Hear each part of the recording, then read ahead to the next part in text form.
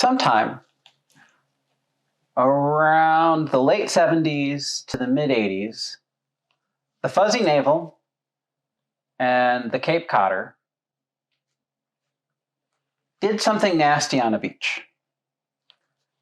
But like any good Xennial circling around their 40th year, nobody knows exactly when the sex on the beach was created.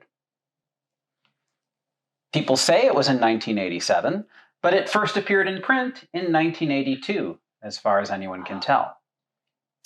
So, let's assume it's a healthy 40 years old. That said, it's a really straightforward cocktail to translate into a mocktail. It's mostly fruit. So we're going to take a small hurricane glass and we will fill it with ice.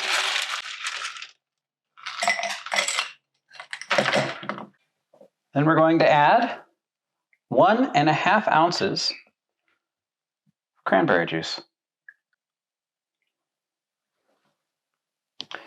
We're scaling up the cranberry juice just because peach nectar is a fair bit stronger than peach schnapps, especially in terms of sweetness.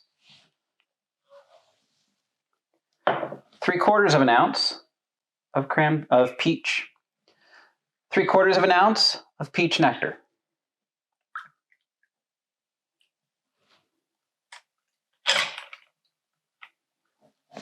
A full ounce of orange juice.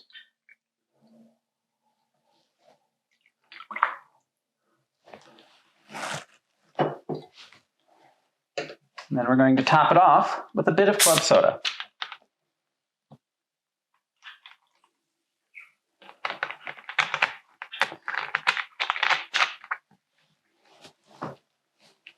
To garnish, we're going to give it the traditional wedge of orange.